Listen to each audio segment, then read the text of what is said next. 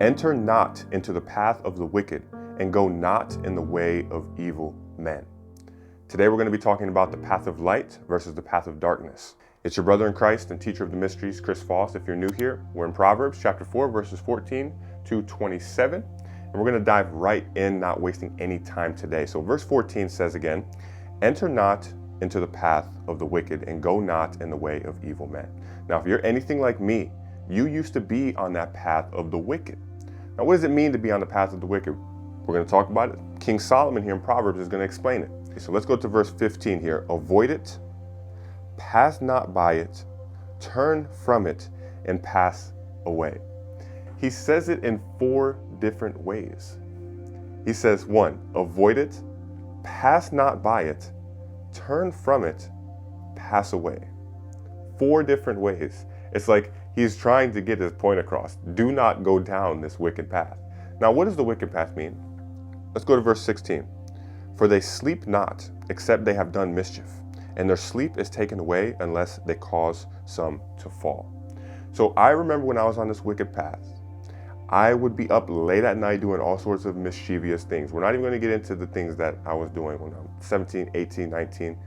The things we were doing, it was mischievous. We wouldn't sleep until we have done some sort of mischievous things or caused some harm to other people in some way or to ourselves. This is how we usually function in the world when we're not taught any other way. That's when Proverbs comes in play. Let's move forward to verse 17. For they eat the bread of wickedness and drink the wine of violence. Now, why is it always talking about wine and bread throughout the Bible? Because look here, bread means life, okay? Bread means life. Wine is spirit. So there is the bread of life, which Jesus gives us. He says this bread is not physical bread, this is spiritual bread. And the wine is spirit, because in the Eastern cultures, they would call it bliss, the state of ananda, bliss, or nirvana. You're in this state of just absolute bliss. You're intoxicated. This is why they use wine, because the spirit can intoxicate you without the need of chemicals, substances. It's used in many different ways all throughout the Bible. We're going to start decoding it once we dive deeper into the Bible. Now, there's also bread of wickedness, right? And the wine of violence. So there's a duality. There's the good, the positive, the spiritual, and then the carnal, the fleshly, the negative, the lower nature desires. This is the bread that they eat. This is the wine that they drink, the wicked people on the wicked path. The person that I used to be until my life was transformed. So, verse 18, but the path of the just is as a shining light that shineth more and more unto the perfect day. So just imagine the sun coming up in the morning, and it just brings more and more light, more and more light, more and more light, shining. This is the path of the light. Now, it's going to give us some contrast here in the next verse. The way of the wicked is as darkness. They know not at what they stumble. So we've talked about this before in previous Bible studies. Imagine you're in a dark room and you're just trying to walk through and you're stumbling over all sorts of furniture and things that are in the way because you can't see. It's a dark room.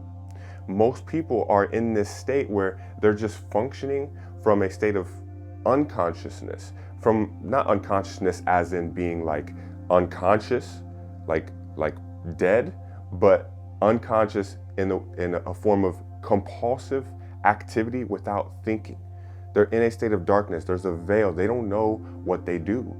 Like the people who killed Jesus on the cross. Sometimes I'm worried about if I can say these words on YouTube or not, but we're just going to say them anyways. We'll figure it out as we go. Let's go to verse 20. My son, attend to my words, incline thine ear to my sayings. 21. Let them not depart from thine eyes. Keep them in the midst of thine heart. So this is very repetitive from previous studies in Proverbs. So we're going to move on. It's King Solomon reminding us to attend to the words, don't decline from them, stay on the path. He repeats this all throughout Proverbs. All right. 22. For they are life unto those that find them, and health to all their flesh. We've also heard this before. It's health to the navel, right? Verse 23, keep thy heart with all diligence, for out of it are the issues of life. Now, I'm going to give you an example here. It's saying guard your heart. I think in other versions, people quote this verse a lot. Guard your heart with everything that you have, with diligence, because out of the heart are all the issues of life. There's another verse that says, the heart is wicked and deceitful above all things. So we have to guard our heart and only allow that which is good, that which is spirit, that which is light to guide our heart, to enter into our heart as well.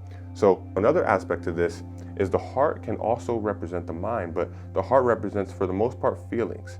However, it can in some contexts represent the mind. Now, out of the mind, out of the thoughts, is also all the issues of life. The heart and the mind are connected, they're interconnected. So what you think usually causes a feeling in your body, but some people, they feel so much that what they feel actually causes what they think. So the heart and the mind have a strong connection. You have to guard it. And following the words of wisdom is what is going to help you do that. So let's move forward. Verse 24, put away from thee a froward mouth and perverse lips, put far from thee. So what is a froward mouth? It's a perverse mouth. It's people who speak nonsense. That's what I wrote here. Stay far from people who talk nonsense. So you can observe people and how they speak and what they say, and you know whether or not that you should be around them or you should stay far away from them. People who speak perverse things, people who just speak nonsense, no wisdom comes out of their mouth whatsoever. You don't have to judge them. You don't have to be mean or negative to them. You just simply, you should probably stay away from them. And when you do come around them, just be that light, shining light in their life. This is very important. I used to be that type of person. My mouth spoke froward things. Now my mouth only speaks wisdom. And whenever I do speak froward things, I'm quick to catch myself because I know it no longer resonates with my spirit. Verse 25, let thine eyes look right on, and let thine eyelids look straight before thee. 26, ponder the path of thy feet, and let all thy ways be established. So this is very kind of straightforward. Look straight ahead. Straightforward, interestingly how I say that. Straightforward, look straight ahead, and think before acting as well. So verse 26, ponder the path of life, and let all thy ways be established. Or ponder the path of thy feet, excuse me. So imagine that you are about to walk somewhere. You have a destination that you're going to. You have the power through your mind to imagine that journey of going from point A to point B. You're pondering your path. You're establishing your ways in your mind before you actually do it. Most people, they just do it. They just carelessly walk through life.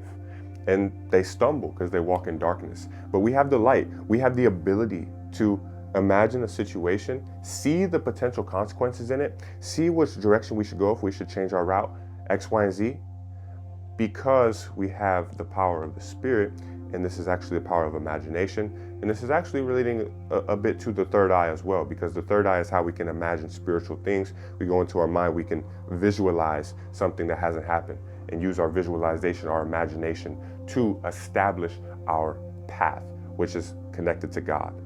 So let's move forward now to verse 27, which says, turn not to the right hand nor to the left. Remove thy foot from evil. So you have the right hand, left. Now this is where it's going to connect with what was taught in the New Testament, what Jesus taught, which is the straight and narrow path. Not here, not here. This is the crooked path. This is the straight path. Maybe I should do it towards the camera. This is the straight path. The straight path. Not left, not right. The straight and narrow path. This is the path we're called to walk. This is the path that's not very easy to walk. It's kind of hard. So we have to attend unto wisdom, incline our ears to understanding, seek to know understanding. Not just believe things, seek to know. Now, actually, that's all for this video. This was a kind of quick one. I hope you gained value. I know it's packed with some wisdom, and not all these videos have to be super long. So if you're new here, subscribe to the channel if you gain value. If you enjoyed the video, leave a comment and hit the like button. It helps support the channel. I'll see you in the next video. Much peace and love.